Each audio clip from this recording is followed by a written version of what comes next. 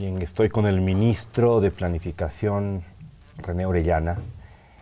En sus tiempos, en los tiempos del neoliberalismo, el ministro de Planeamiento y Coordinación, así se llamaba, era nada menos que Gonzalo Sánchez de Lozada. Pero claro, las matrices y la vocación hoy día son absolutamente diferentes y hablamos de una planificación en función de soberanía y autodeterminación que son, digamos, referencias absolutamente distintas desde el punto de vista ideológico, político y con una tendencia histórica absolutamente distinta. Bienvenido, ministro. Muchas gracias. Yo le confieso con toda sinceridad que no es lo mío la economía, no es mi fuerte, pero los datos son abrumadores. Está a pocas horas de irse de nuevo para fuera de Bolivia, se va para la India, para la China y después para Europa. Y esto significa que nuestra apertura como país es grande, la receptividad es enorme. A ver, en principio, cuéntenos qué va a pasar en estos próximos días y luego hablamos de algunos números que son muy significativos y que el tiempo político tempestuoso en Bolivia un poco ha nublado, ha opacado, ha escondido, y yo creo que vale la pena que la gente recuerde por qué estamos donde estamos en este nivel de estabilidad y con una proyección de crecimiento muy interesante para el país. Sí, primero saludar a todos los que nos ven, nos escuchan, un abrazo en este programa de análisis, de reflexión. Comentarles que el respeto por nuestro país es visible en los niveles internacionales por su crecimiento constante, su reducción de pobreza, que progresivamente nos va a conducir, si seguimos este camino, como con la conducción del presidente Evo y el proceso de cambio, estamos sin duda en esa dirección, nos va a conducir a la reducción de pobreza extrema total, ¿no? Eso es lo que establece la agenda patriótica. Los organismos mundiales probablemente han expresado su confianza en nuestra economía a través de la concesión de créditos, en muchos casos de donaciones a nivel bilateral o de créditos sumamente concesionales con tasas muy bajas, hasta incluso tasas de interés 0%, como los que tenemos con Dinamarca, como los que tenemos con China. Con China tenemos créditos de 0% de interés, además de otros créditos concesionales o preferenciales, más bien con tasas fijas de 3%, como los que vamos a empezar a tener con India. India acaba de recibirnos en uno de sus programas más audaces y grandes en el mundo, que se llama el programa de asistencia al desarrollo a países en desarrollo. Bolivia es uno de los 9 países en América Latina y el Caribe que forma parte de este programa, y rápidamente India, después de una visita diplomática, reaccionó en menos de un mes, ha estado visitándonos. Quiero decirles que el 24 del mes de junio, además viene el director de Cooperación para América Latina de la India.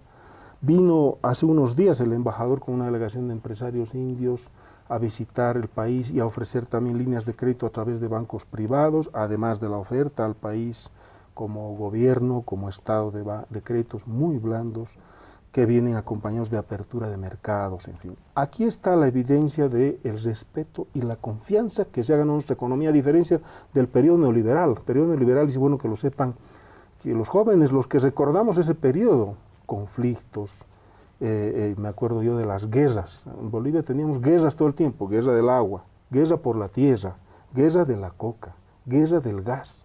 Bolivia parecía un país inviable, porque estaba conducido por quienes lo estaban llevando al desastre, y teníamos una economía en medio del desastre con una deuda externa que en términos de porcentaje del PIB era altísima.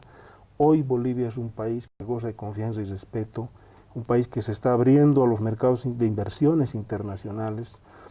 En la semana del 9 de junio estamos en Londres, varios ministros, en una rueda de negocios parecida a la que tuvimos en Nueva York para atracción de inversión extranjera, que está financiada y apoyada por la Cámara de Comercio del Reino Unido, a diferencia de la que hicimos en Nueva York, que la pagamos con apoyo del Banco Mundial, del BID y la CAF, que financiaron más de un 70%, pero que lo hicimos con recursos invertidos aquí. Ahora esto se está abriendo. Tuvimos otra rueda de negocio en Hamburgo, también apoyada por las cámaras de industrias y inversores de Alemania. Ahora tenemos otra en Londres con más de 200 empresarios que quieren invertir en Bolivia. La referencia a la economía mundial hoy se llama China, y seguramente por eso la derecha en Bolivia está incómoda, porque sus relaciones con el imperio y sus grandes empresas transnacionales se ven dificultadas en su intento de nueva penetración a nuestro país. Y ciertamente esto del BRIC, Brasil, Rusia, India, China, sin contar hoy día Brasil con los problemas que tiene, ha cambiado un poco el eje de la economía mundial y efectivamente estamos como que yendo a un mundo multipolar y ya no más unipolar. ¿En qué contexto se sitúa favorablemente Bolivia en ese sentido, ministro? En una relación política muy consistente con dos grandes potencias. Tres: Rusia, China e India. Rusia, un país sin duda, una potencia económica, una potencia energética. Rusia es el proveedor de gas a muchos países de Europa, pero una capacidad tecnológica en varios ámbitos, incluido el ámbito aeroespacial, el ámbito energético, sin duda. India, un país fuerte con el que ya estamos construyendo puentes muy sólidos, ¿no? Como los que he señalado. En julio tenemos ya una reunión entre cancillerías para suscribir un acuerdo integral con la India. India, una potencia impresionante, exporta más de 90.000 millones de dólares al año 2014 en software, una potencia impresionante. Solamente en software. Solamente en software. Y una de las cosas que queremos hacer con India es proyectos de parques de software. Nos han ofrecido ya una línea de crédito en este tema, así como en hardware electrónico. Produce más de 34.000 millones de dólares en hardware electrónico. China, otra potencia importante. Hoy no podemos hablar de economía si no tenemos en el mapa algo que nos interpela, que son China e India. Es cierto, el crecimiento de China ha bajado, está en el orden del 6.5% previsto actualmente, y más o menos el mismo porcentaje para los próximos 4 o 5 años.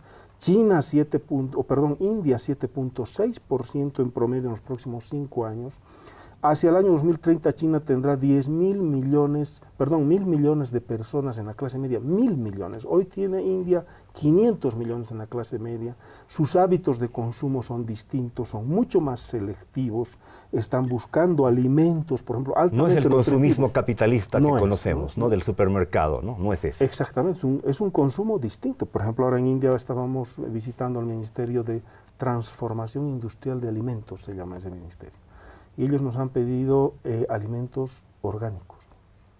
Nos han pedido, entre otras cosas, también aceite de soya, aceite de girasol. Ya estamos preparando la exportación, apoyando a los empresarios. Quiero decirles también que hace unos días nos hemos reunido con la directiva de la Confederación de Empresarios Privados. Han estado 65 representantes de la Confederación de Empresarios Privados y hemos preparado una agenda. Y uno de los temas centrales es exportaciones a India y a China. Mientras algunos políticos hacen el ridículo, porque no tiene otro nombre, de tirarle piedras a una economía y a una potencia política como es la China, absurdamente, porque no encuentra uno la razón en esto, de políticos neoliberales afectos al comercio y a los negocios. Mientras hacen eso, estos políticos perdidos en este absurdo, nuestro gobierno, a la cabeza del presidente Evo Morales, está construyendo relaciones económicas sólidas, consistentes con estas potencias. Bien, los indicadores económicos son absolutamente favorables para el país otra vez, 5.4% se calcula de crecimiento para este año, se habla de la reposición o de la vigencia otra vez del doble aguinaldo, y hay números interesantísimos.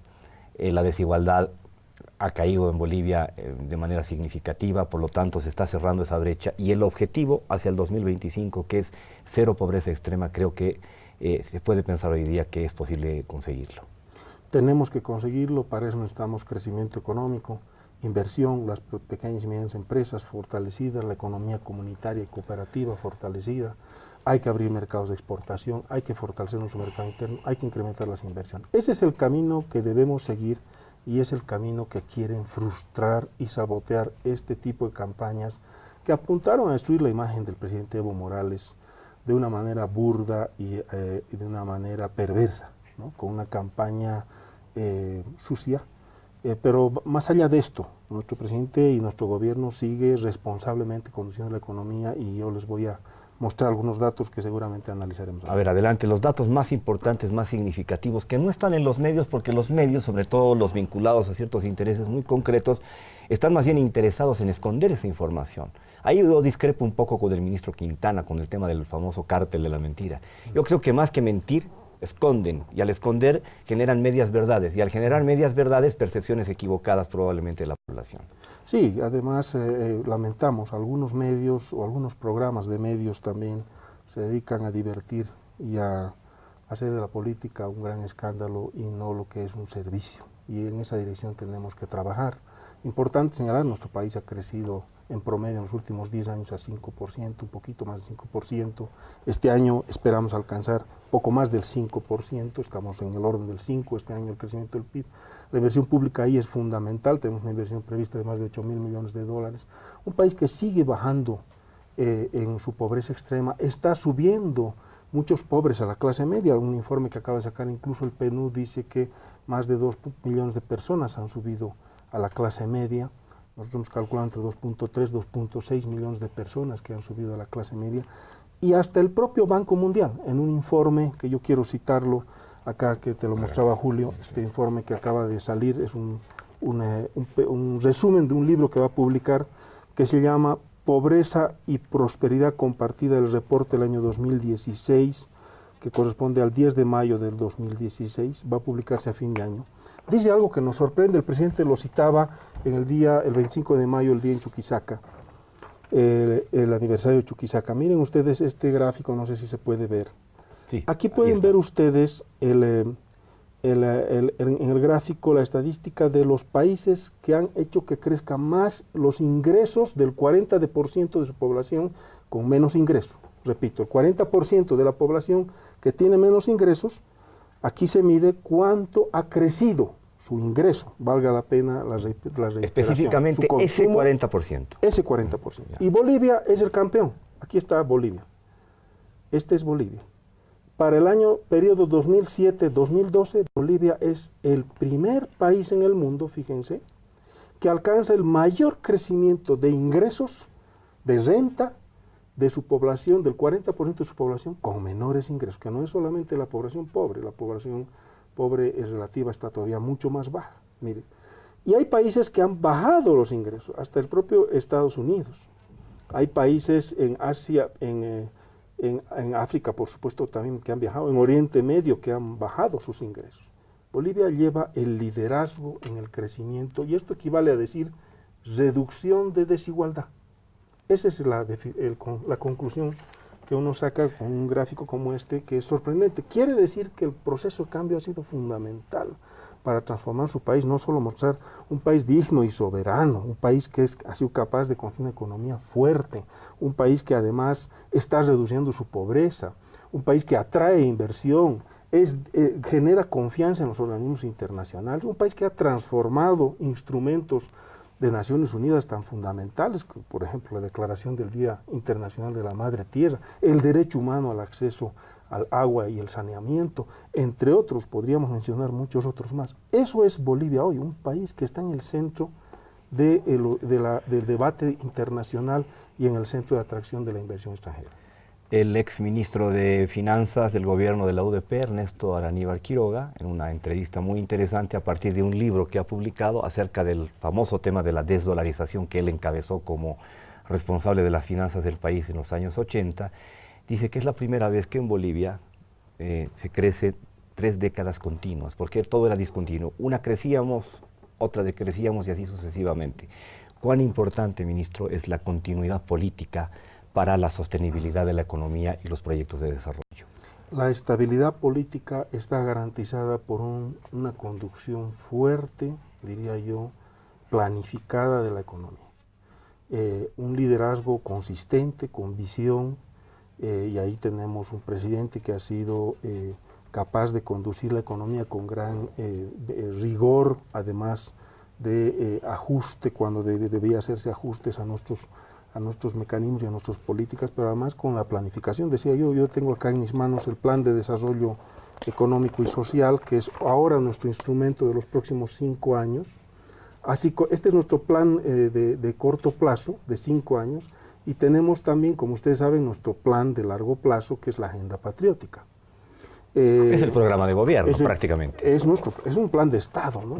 Yo diría que es más que nuestro programa de gobierno, es un plan de desarrollo estatal, pero además ha sido aprobado en la Asamblea Legislativa. Ahí estaba la oposición, ahí estaba nuestros diputados, senadores también del MAS, de otros partidos. Todos han participado en el debate. Yo he ido a defender esto y no he escuchado observaciones ni propuestas significativas adicionales, y creo que esto da cuenta de un acuerdo de construir un país que tiene que seguir creciendo. Para cerrar este tema de las inversiones extranjeras y las relaciones con China, con Rusia, con India, ¿en qué áreas específicas están más interesados? Bueno, la del gas está absolutamente clara, pero me gustaría una especie de radiografía, es decir, ¿a qué van a apuntar estos inversionistas cuando lleguen a acuerdos con Bolivia en los próximos 3, 4 años? Apuntan muchos, es cierto, al tema de hidrocarburos, sobre todo los inversores europeos. Ahí tenemos muchas empresas europeas. A minería, y en nuestro plan la intención es atraer una inversión vinculada a la industrialización y a la transformación. Necesitamos explorar más en minería, así como estamos explorando en hidrocarburos para incrementar nuestras reservas. A la industria de alimentos, a la industria vinculada al transporte, los trenes. Alemania está sumamente interesada en el tren bioceánico. Anteayer he estado yo con una delegación de diputados alemanes, y el presidente ha recibido a los mismos. Hay una clarísima intención de Alemania de tomar un liderazgo particular en lo que es el tren bioceánico y los trenes urbanos. Aquí hay, por supuesto, una conversación política a más alto nivel en lo que hace al tren bioceánico. Pero, por supuesto, inversiones vinculadas a la logística relacionada con este tren bioceánico va a cambiar el país. Y también inversiones relacionadas con otras industrias de transformación, toda vez que Bolivia tiene la ventaja de estar en el centro de Sudamérica y tiene mercados que suman casi 300 millones de habitantes que están alrededor de nuestro país. El tema de la madre tierra, yo leía una entrevista con una conocida ambientalista o experta en temas ambientales, Cecilia Requena, el pasado domingo en el diario Página 7, y en términos generales ella hacía una crítica casi furibunda al gobierno de que en materia de defensa, preservación del medio ambiente en todos los órdenes Bolivia no había avanzado mucho, que todo lo contrario se estaba retrocediendo, habla de deforestación, habla acerca del centro nuclear como una amenaza para el país en vez de pensar en lo que hemos pensado todos, que se trata más bien de una posibilidad de desarrollo enorme para el país. ¿Cuál es su criterio al respecto? Bueno, primero pedirles, yo he visto también este artículo, pedirles a quienes expresan un juicio sobre, o en este caso un prejuicio sobre estos temas, lean, estudien los documentos de planificación y de desarrollo de nuestro país, los proyectos de inversión en nuestro país. Primero, sobre la planta de energía nuclear. No existe el proyecto de construcción de una planta de energía nuclear. Y si quieren verlo o constatarlo, revisen el plan de desarrollo, y en el plan de desarrollo no van a encontrar una planta de energía nuclear. Esa palabra ni existe en el, plan de desarrollo. Existe, ¿no? Porque fue parte de un debate, sin duda. Hay que hacer este debate, buscando opciones de energías que no nos hagan depender del gas y los hidrocarburos, pero no está en nuestro plan de desarrollo, ni en el presupuesto contemplado de inversión pública de los próximos 5 años, son más de 48.000 millones de dólares. Lo que tenemos es una ciudadela de investigación nuclear que va a tener investigación en temas agrícolas, en temas de salud, y un pequeño reactor de investigación de 200 kilovatios. Una planta de energía nuclear debería tener 2.000 kilovatios o 1.000 kilovatios. 1.300 es más o menos el consumo de Bolivia anual. 200 kilovatios son 30 duchas. Y yo, francamente, yo he visto el artículo de la entrevista y la señora dice 200 kilovatios, una planta de energía nuclear. Es realmente risible, ¿no? Y peligroso que se empiece a difundir este pequeñísimo reactor de investigación como si fuera una planta de energía nuclear. Es una campaña de tergiversación peligrosa. Tienen que estudiar, leer, informarse para informar bien a nuestro pueblo antes de decir algo semejante.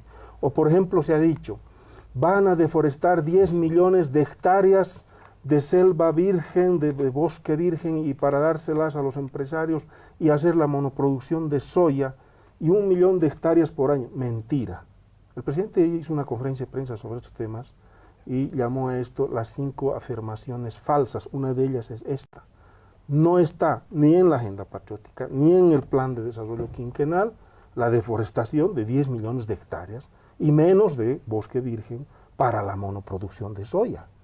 Hemos establecido en este quinquenio la ampliación de superficie de producción de alimentos de 1 millón de hectáreas, de las cuales 800.000 están en el marco de un decreto que ya se emitió el año pasado en el contexto de los acuerdos de la Cumbre Productiva Agropecuaria, para que los pequeños productores campesinos indígenas amplíen su área de desmonte de 5 a 20 hectáreas en sus pequeñas propiedades tituladas y poseídas, campesinos e indígenas que han luchado por este proceso de cambio. Y esto ya se emitió legalmente y se autorizó legalmente el año pasado para producir arroz, soya. De este millón, y el saldo después de los 8.000 son recuperación de suelos degradados. Lo que vamos a hacer estos próximos años es una campaña agresiva de forestación y reforestación. Ya está el programa de forestación. Quiero decirte, Julio, que estoy viajando justamente a Suecia.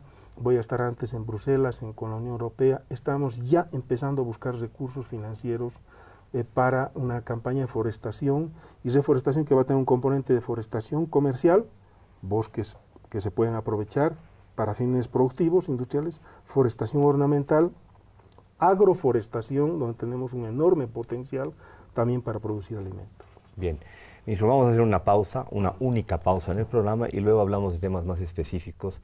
Me interesa preguntarles sobre el tema tierra y territorio y también el tema medio ambiente a otros niveles. Genera siempre controversia y utilización política. Creo que es importante que usted pueda puntualizar unos cuantos aspectos. Vamos a la pausa, por favor. Hay una asignatura pendiente, ministro, que creo que hay que conversar y que creo que ha quedado como suspendida en el aire, que es el tema TIPNIS, a partir del cual se prácticamente intentó crucificar al presidente Evo Morales, que decía, ese discurso decía que lo de la Pachamama era mera retórica vacía de contenido y no pasaba nada porque se iba a destrozar el medio ambiente a partir de ese pedazo de carretera que se pretendía hacer entre San Ignacio de Mojos y Villa Tunari. Eso se utilizó mucho políticamente y al final de cuentas el tema ha quedado ahí suspendido.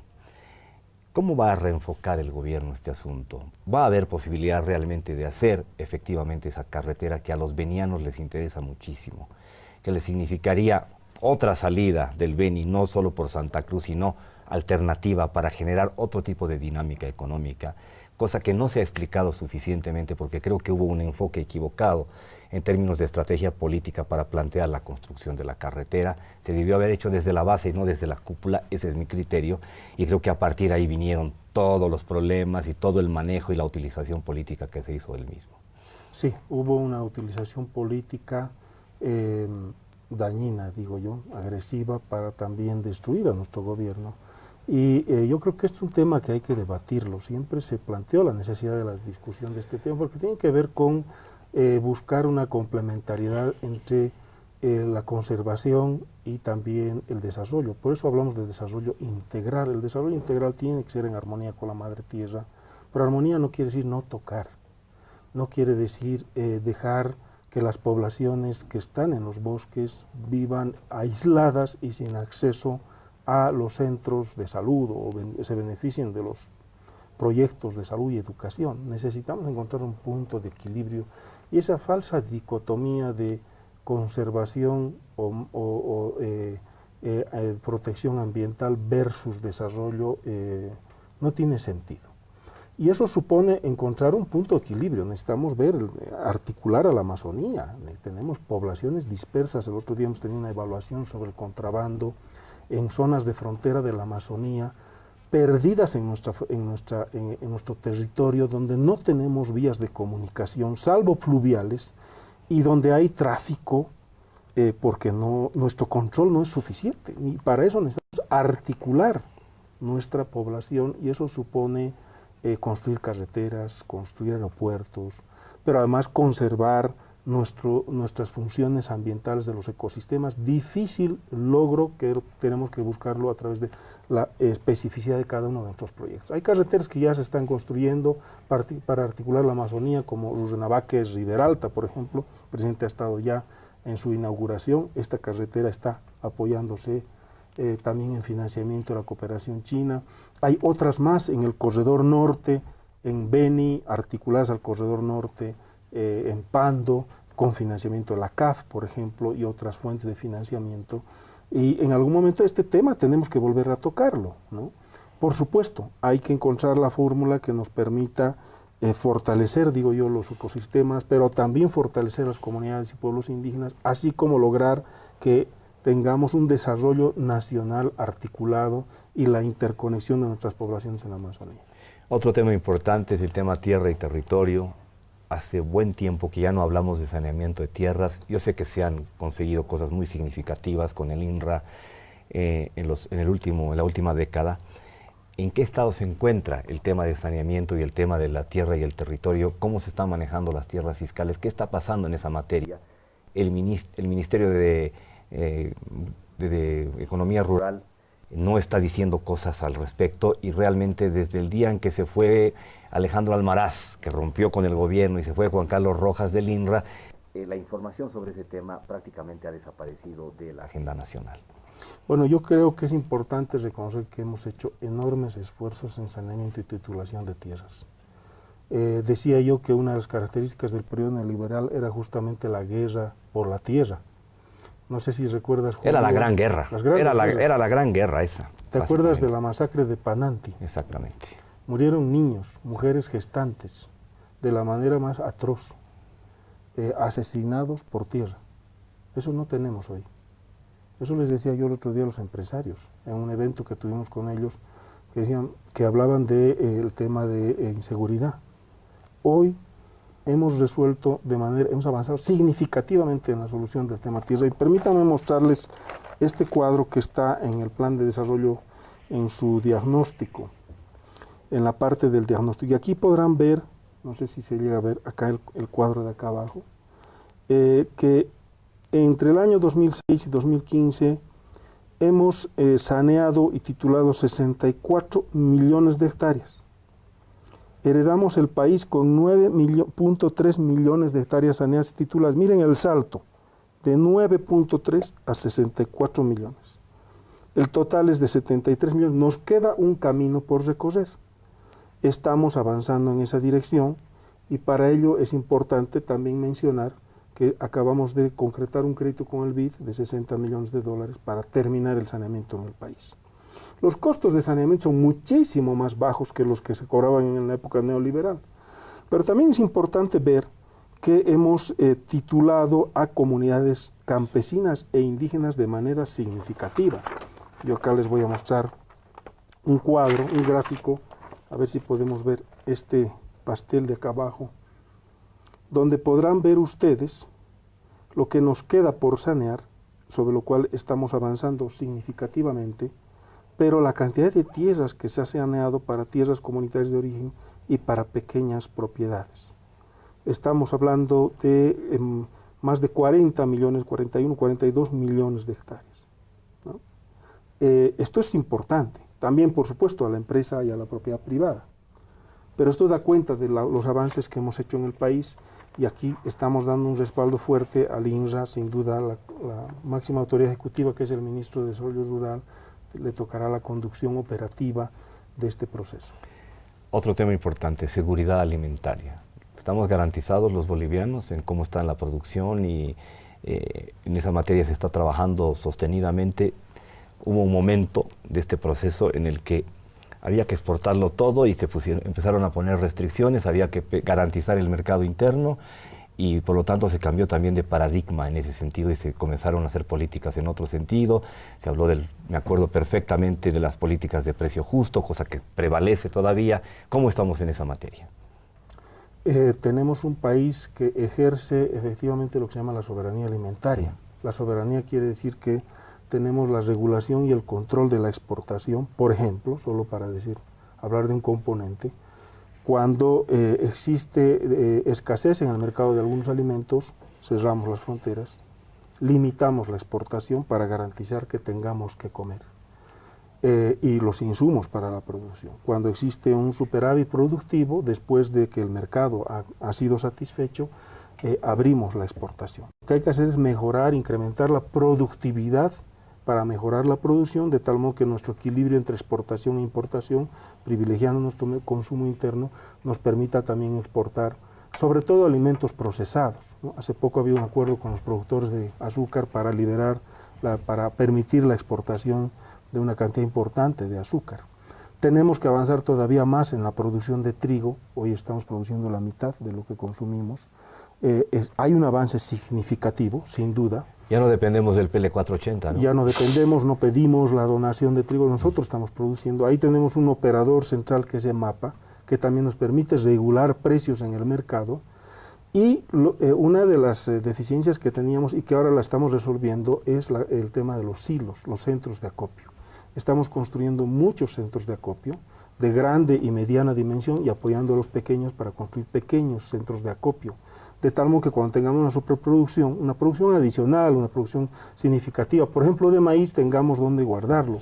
Y aquí tenemos programas, recursos de TGN que se están invirtiendo, recursos de crédito que se está invirtiendo. Aquí tenemos también un apoyo, hay que decirlo, una donación de China de 65 millones de dólares para construir centros de acopio, silos, que los estamos preparando ya grandes, de gran dimensión, que vamos a construir para cereales. Esto nos permite guardar los cereales para que cuando nos falten y en el mercado suba el precio, podamos sacarlos al mercado y regular el precio, y el señor, la familia que va a comprarse sus alimentos al mercado no viva esa volatilidad de precios que caracteriza un modelo de mercado de libre exportación y de libre importación. Tenemos problemas con el contrabando, es serio, cierto. Estamos trabajando en eso. Hace unos días nos hemos reunido, este lunes va a haber otra reunión sobre control de contrabando y un plan riguroso de contrabando, de control y por supuesto de sanción al contrabando.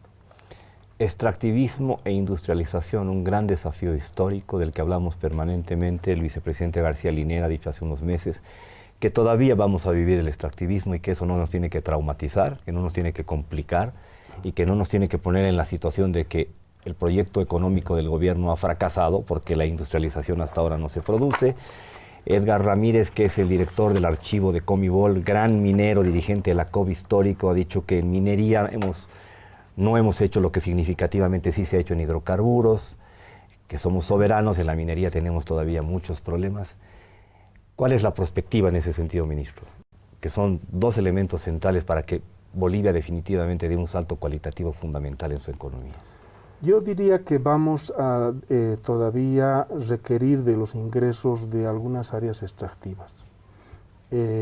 Hidrocarburos sin duda es una de ellas, pero hemos dado un gran salto en hidrocarburos. Hoy ya podemos decir que somos un país con un fuerte componente de industrialización de hidrocarburos. La planta de amoníaco que se inaugura este año, hemos estado en Brasil acompañando al presidente y en Brasil nos decían que van a demandarnos urea y amoníaco. Ese país poderoso, inmenso, a pesar de su crisis actual, tiene una fuerte demanda de insumos para la producción agropecuaria. Es un país que produce muchos productos agrícolas. La planta separadora de líquidos, ya la planta de propileno y polipropileno que está seguramente pronto ya a licitarse. Y aquí es importante decir eso porque hay una campaña absurda de que ya se ha hecho una suerte de favoritismo. Algunas empresas todavía no se ha licitado la planta y ya nos están atacando, ¿no? Es un absurdo realmente. Pero bueno, esto da muestra de que nuestro país ya está industrializando sus hidrocarburos. Minería es un sector donde hemos mejorado un poquito las exportaciones recientemente en algunos ámbitos, a pesar de la complicada situación de precios internacionales de minería, pero lo que necesitamos es exploración, así como en hidrocarburos necesitamos exploración, y necesitamos mayor inversión en producción e industrialización. Y aquí confiamos, además del rol del Estado, que es, diría yo, importante, pero tendrá que ser mayor el rol del sector privado invirtiendo en minería, y entre otros nos vamos a reunir ahora con los interesados en invertir en Bolivia en minería en Londres en una rueda de negocios. Industria. En industria tenemos que además generar incentivos para la instalación de industrias. Y quiero comentarles que hace unos días, el día miércoles pasado, en gabinete, se ha aprobado un decreto supremo de reglamentación de zonas francas industriales.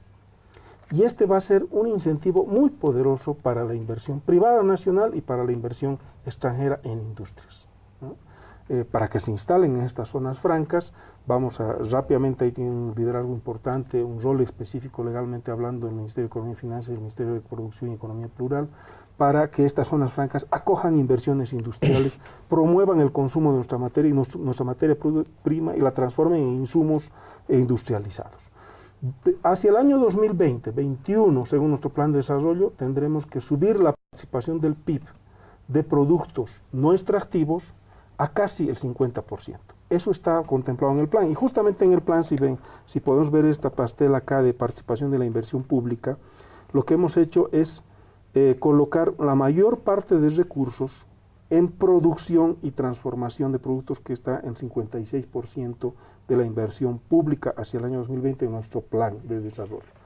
Importante además decir que uno de los sectores estratégicos de inversión es la industria de electricidad. Bolivia tiene que exportar electricidad en un contexto distinto en de gestión de la energía a nivel global. Los hidrocarburos van a dejar de ser relevantes en los próximos 40, 50 años con las políticas de mitigación climática. Ya hay que prepararnos en esa dirección, y el presidente ya nos ha anunciado hace mucho tiempo que empezamos a encaminarnos hacia un país exportador de electricidad. Aquí viene este gran eslogan, que es más que un eslogan, es una política de Estado: Bolivia, corazón energético de América del Sur. Hemos estado en Paraguay y hemos acordado exportar electricidad a Paraguay. Tenemos un crédito de Fonplata para el tendido eléctrico hacia Paraguay, exportar electricidad hacia Argentina. Ahora está ya en proceso lo que va a ser el tendido eléctrico hacia Tartagal, exportar electricidad hacia Brasil. Es más rentable, decía el presidente, y así está en el plan de desarrollo, generar electricidad con gas. Ya acaba de cerrarse un contrato para la compra de termoeléctricas de alta tecnología de Siemens para usar el gas y generar electricidad, pero además unas termoeléctricas que tienen una tecnología particular, que aprovechan el vapor generado por esa misma maquinaria, esa misma tecnología, y lo recicla y lo vuelve a convertir en energía eléctrica. El gas es una energía de transición en el marco de las políticas de mitigación global de cambio climático, es una energía que hay que aprovechar, y por tanto el futuro es exportar electricidad. Bolivia hacia el año 2020-21 tendrá la renta energética de hidrocarburos y tendrá la renta energética de electricidad, pero además una industria diversificada que tendrá que moverse alrededor de estas dos grandes fuentes, que serán inyectadas, fuentes de recursos, en la inversión pública nacional y subnacional. A mí siempre me preocupa y hasta casi me obsesiona el tema del acceso al conocimiento, el tema superestructural, el tema de la formación académica, el tema de formación de cuadros profesionales en Bolivia competitivos. Siento que en ese sentido todavía estamos rezagados, y esa sí es una verdadera asignatura pendiente que hay que encarar, y sé que en el plan, he visto, lo he ojeado muy a la pasada, hay consideraciones al respecto. ¿Cuál es la visión en ese sentido? Me da la impresión que, por ejemplo, la educación superior en Bolivia está en crisis y habría que hacer una reforma profunda. A mí me alarma que las universidades se hayan convertido, digamos, en reductos conservadores, cuando siempre las universidades públicas, sobre todo, hayan sido puntas de lanza para la lucha revolucionaria, para la visión progresista del mundo, y hoy día yo los veo estacionadas en un clasemedierismo bien conservador, poco proactivo y muy conformista. Y yo creo que ahí hay que trabajar mucho, y no sé en qué lugar del plan de desarrollo encaja esta temática, porque todo esto funciona muy bien siempre y cuando tengamos la gente que lo haga funcionar bien. Hay que asociar la construcción de conocimiento aplicado, tecnología, a los procesos productivos. Este fue un debate que tuvimos cuando se trabajó el plan de desarrollo.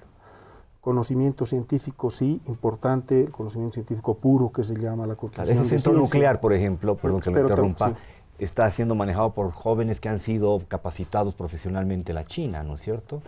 Y están mostrando que hay capacidad, hay talento y que puede funcionar. La Agencia Espacial, exactamente, sí, ¿no es cierto? La Agencia Boliviana Espacial es una muestra. Hay que invertir en sectores productivos de alta vanguardia por la generación de ingresos.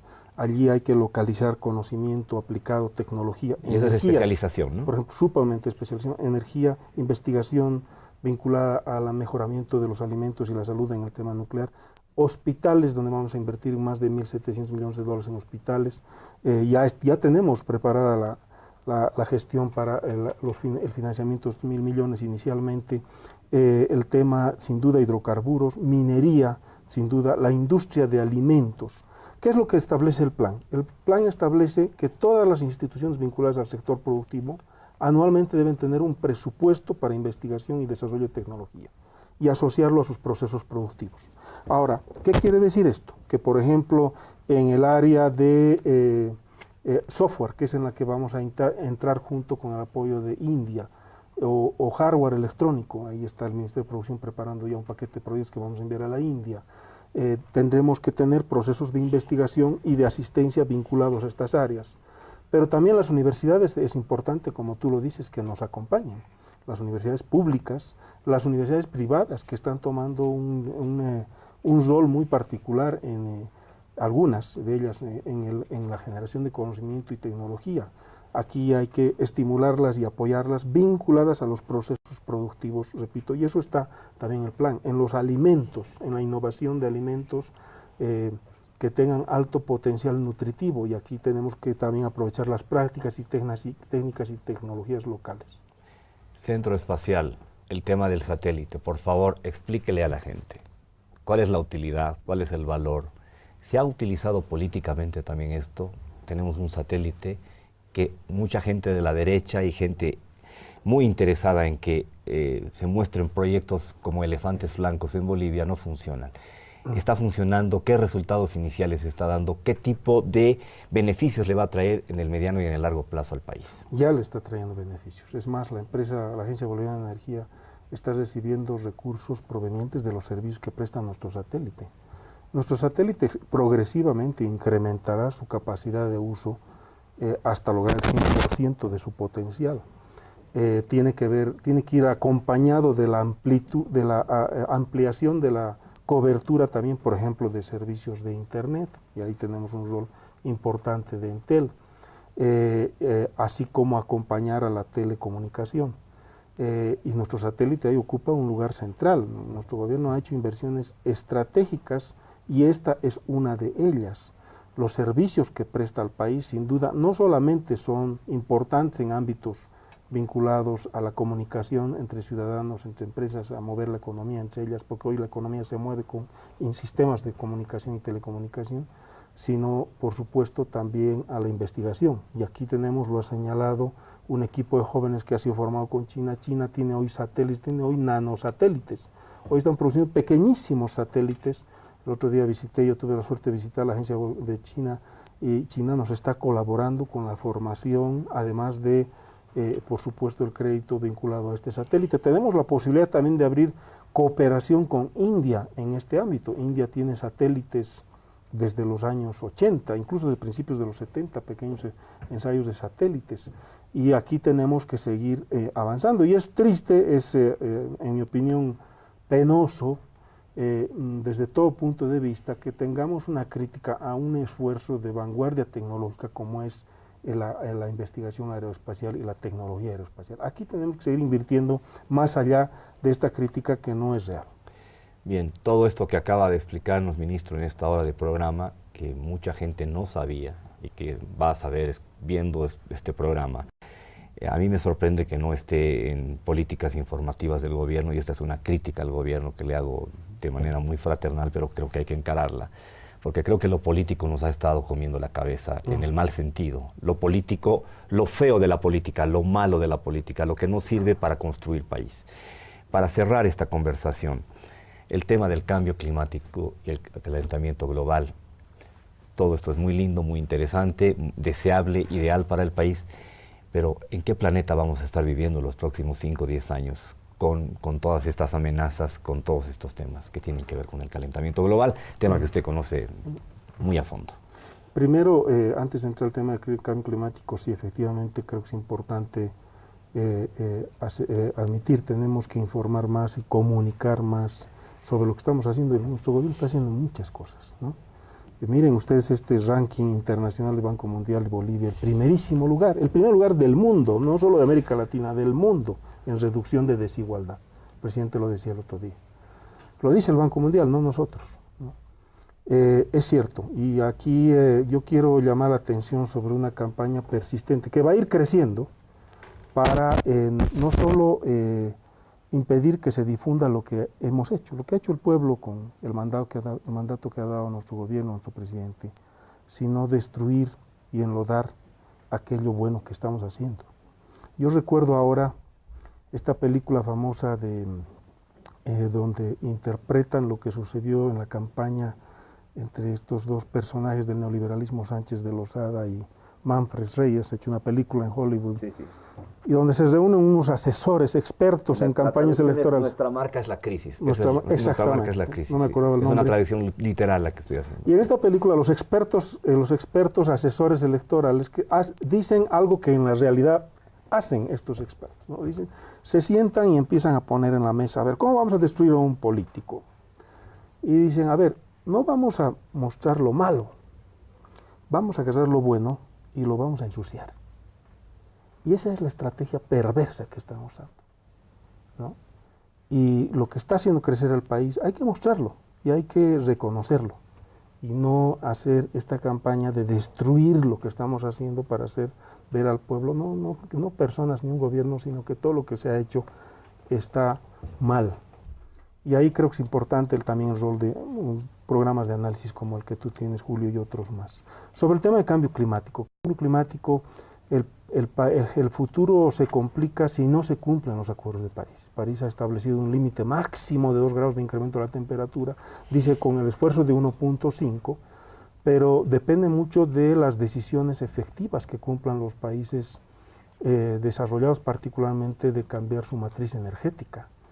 Lo que ha pasado en esta crisis de precios de petróleo es muy interesante. El otro día visitamos a expertos del Banco Mundial y otros más, y tuvimos un debate sobre temas energéticos. La estrategia que muchos han usado para bajar el precio del petróleo, además de una estrategia política que ha afectado a países como el nuestro, a otros países del mundo contestatarios del bloque de procesos de cambio, además de apuntar también en términos económicos a matar la competencia, el fracking y el shale gas, que lo han logrado, porque han quebrado esta economía, también ha apuntado a hacer que la energía renovable sea cara. Y efectivamente, la energía renovable es cara, comparado con un precio barril del petróleo más barato. Y claro, las plantas que producen energía con petcoque, que se llama petróleo o carbón, petróleo y carbón, resultan ser más rentables que las plantas de energía solar. No obstante esa situación, el futuro, si se continúa con inversiones en energías renovables, particularmente solar, eólica, biomasa, geotérmica, será en un futuro vinculado además a una industria que usará más electricidad que recursos hidrocarburíferos. Entre el 70 y el 80% del consumo de recursos hidrocarburíferos está en la industria automovilística, otro tanto en la energía. Acá se va a producir pronto, estaba leyendo en la prensa, una fábrica de autos eléctricos en Córdoba, una industria grande que se llama Chrysler Fiat, va a instalar una fábrica de autos eléctricos. Van a necesitar baterías de litio. Nosotros tenemos litio. Somos la primera potencia mundial en litio. Por eso este es uno de los sectores estratégicos. Un paréntesis, ¿cómo anda el tema del proyecto de vaporítico, el tema del litio? Avanzando. Ahí tenemos empresas importantes, internacionales con alta tecnología. Aquí también, como tú mencionabas, hay que asociar formación de profesionales y tecnólogos. El presidente habló con la presidenta Merkel, la canciller Merkel, cuando estuvimos en Alemania y otros países más para que puedan formar profesionales en estas áreas.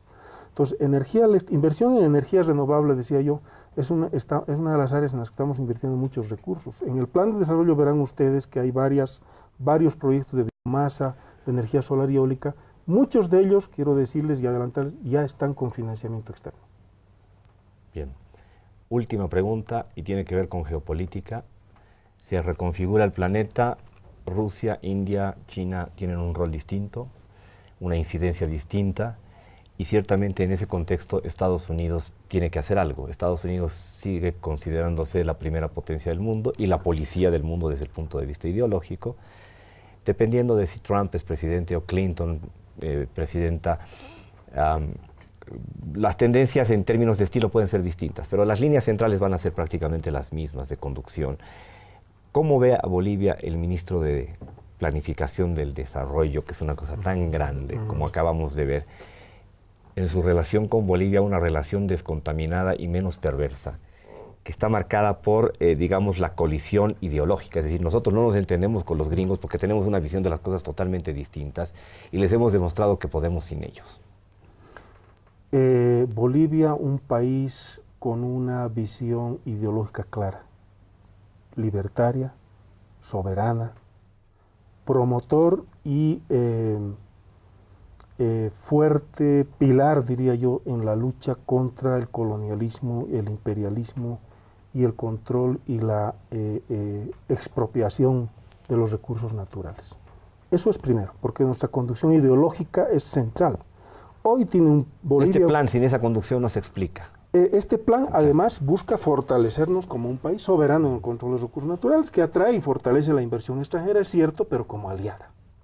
Y en ese contexto, aliada también con países que luchan y que promueven esta soberanía de los países en desarrollo, el bloque de los G77 más China, ahí está India, y sin duda también con fuertes alianzas con Rusia y otros países. Pero también un país que es capaz de aprovechar mercados, de hacer comercio, con la habilidad de capturar la renta para invertirla en la reducción de la pobreza y distribuir la renta, ¿no?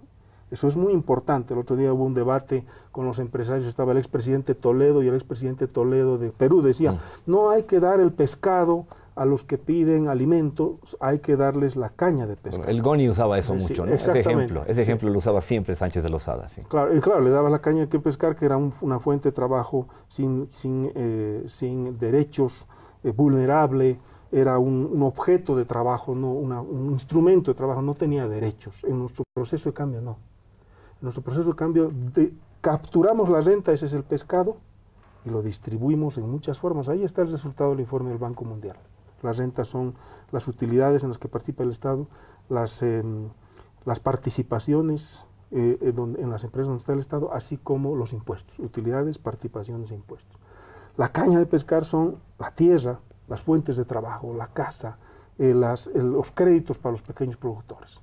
Aquí es importante nuestro modelo económico, pero también importante, decía yo, aprovechar los mercados, los acuerdos con países vecinos, con continentes, con uniones políticas, económicas como Europa, ¿no? Con quien vamos a tejer, estamos tejiendo lazos fuertes. El otro día estaba una delegación de Suecia, hemos hecho 2 eventos para exportar a Europa. Tenemos hoy un sistema de preferencias de exportación a Europa que se llama SPG Plus, 200 productos podemos exportar con 0 arancel. Estamos aprovechando 18. Entonces tenemos que ser hábiles para, dentro de nuestra estrategia, fortalecer nuestra economía y nuestro posicionamiento económico. El tren bioceánico es un gran proyecto que nos amarra, que nos anuda a los grandes corredores mundiales de exportación. Desde África pasamos por el tren bioceánico hacia Asia y viceversa, así como el comercio en el continente de América Latina. Y esa visión es la que tiene nuestro desarrollo con nuestro presidente Evo Morales. Bien, ministro, le deseo éxitos en sus nuevas gestiones, en sus vueltas por el mundo que son tan útiles para el país. Los éxitos suyos de gestión serán éxitos para los bolivianos y las bolivianas. Y a mí me ha permitido esto un ejercicio de actualización informativa que es muy valorable, porque nuestro trabajo es transmitirle a la población lo que se está haciendo en materias tan importantes que tienen que ver decisivamente con la proyección de Bolivia a los bolivianos y las bolivianas. Muchas gracias. Muchas gracias. Gracias por estar con nosotros la próxima semana con otro nuevo capítulo de Colección de Arena. Buenas noches.